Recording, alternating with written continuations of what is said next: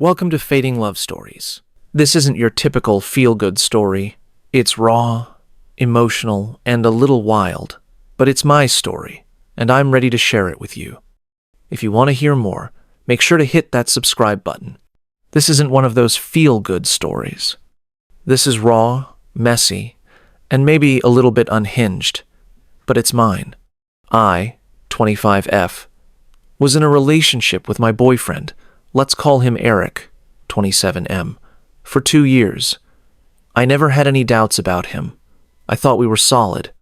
He owned a small but successful restaurant, and he lived in the apartment right above it.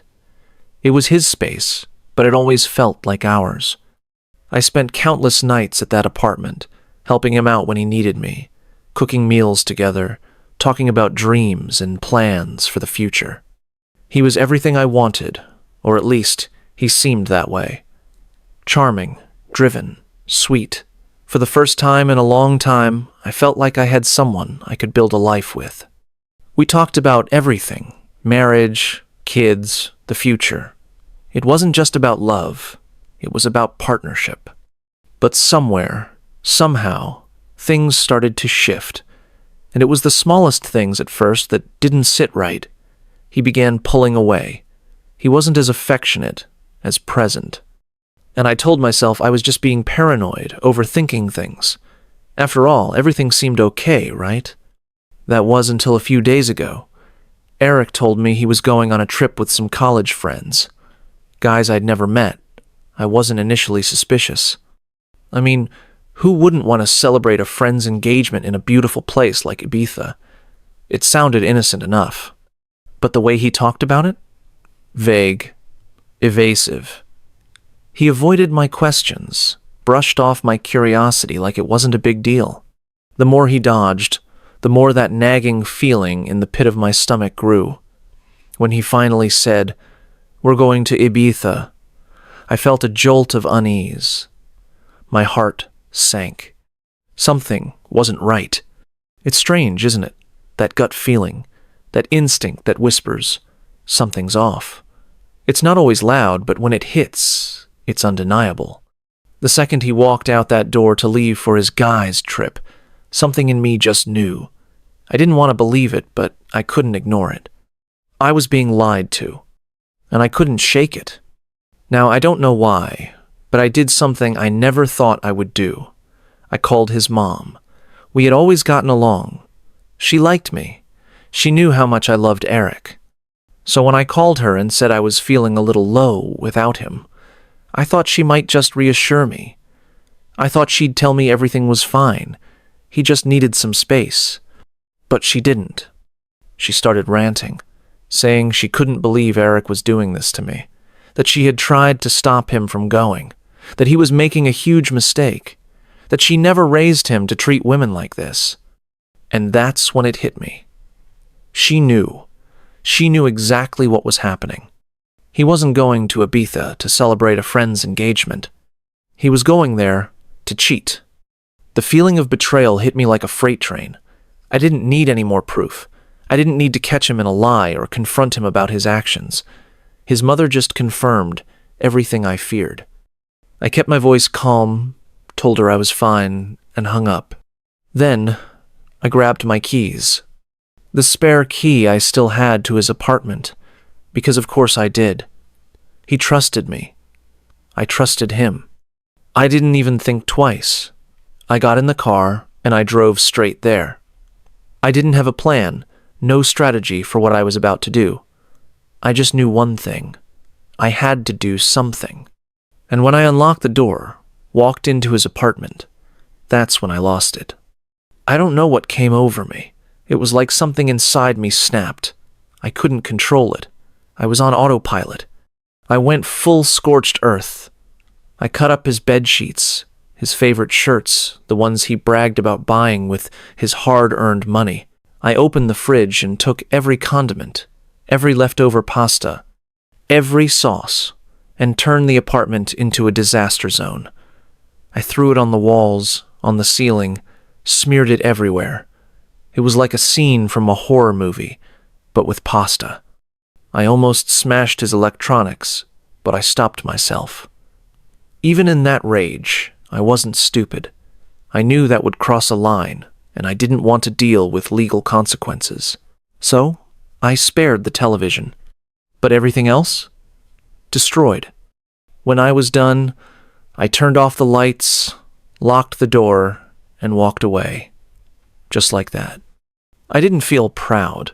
I didn't feel like I had won back control. No, I just felt numb. For 3 days, I didn't hear from him, not a word. And part of me, the part that was still holding on to a shred of decency, wondered if I had gone too far. Maybe I had overreacted. Maybe I should have just confronted him calmly. But the other part of me, the part that was broken, it didn't care. I wanted him to feel what I felt. I wanted him to walk into that apartment and experience the destruction that mirrored the wreckage of my heart. I wanted him to know how much he had hurt me. Then, on the 5th day, my phone buzzed. A text. One sentence. "What the F did you do?" No apology, no explanation, just that. I didn't reply. A few hours later, the phone rang, and rang, and rang. I didn't pick up. Then came the email's threats, guilt trips, fake legal threats. He said he had cameras in the apartment. He didn't. He said he was calling the cops. He wouldn't. Why? Because he knew. He knew that the second he tried to make it public, he would have to explain everything, the cheating, the lies, the truth his mom tried to warn him about. And he didn't want that. So, what did he do? He backed down. But I haven't seen him yet. And honestly, I'm not scared. Because here's the truth. I'm not proud of what I did, but I'm not sorry either. He broke something in me, and this time I didn't cry. I didn't beg for him to come back. I didn't forgive him. This time, I fought back. This time, I burned everything to the ground.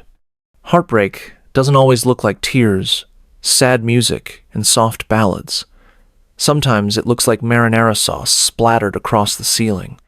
Sometimes it looks like the shreds of his favorite shirts hanging in the wind. Sometimes you don't know how broken you really are until you finally lose it.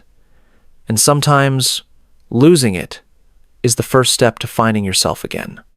So if you're watching this and you've been cheated on, lied to, betrayed, let me tell you this. You're not crazy. You're not weak. And you sure as hell don't deserve to be anyone's backup plan. Just maybe don't grab the ketchup. Or do. I'm not judging. And he didn't want that. So, what did he do? He backed down. But I haven't seen him yet. And honestly, I'm not scared. Because here's the truth. I'm not proud of what I did. But I'm not sorry either. He broke something in me. And this time, I didn't cry. I didn't beg for him to come back. I didn't forgive him. This time, I fought back. This time, I burned everything to the ground. Heartbreak doesn't always look like tears, sad music, and soft ballads. Sometimes it looks like marinara sauce splattered across the ceiling. Sometimes it looks like the shreds of his favorite shirts hanging in the wind. Sometimes you don't know how broken you really are until you finally lose it. And sometimes losing it is the first step to finding yourself again. So if you're watching this and you've been cheated on, lied to, betrayed, let me tell you this. You're not crazy. You're not weak. And you sure as hell don't deserve to be anyone's backup plan. Just maybe don't grab the ketchup. Or do. I'm not judging. If you've ever been through something like this, or just want to share your thoughts, drop a comment below. I'd love to hear your story and get a conversation going. And if you haven't subscribed yet, what are you waiting for? Hit that subscribe button and turn on notifications so you never miss another video like this. Your support means the world to me, and I can't wait to bring you more content that resonates. Thanks for watching, and I'll see you in the next one.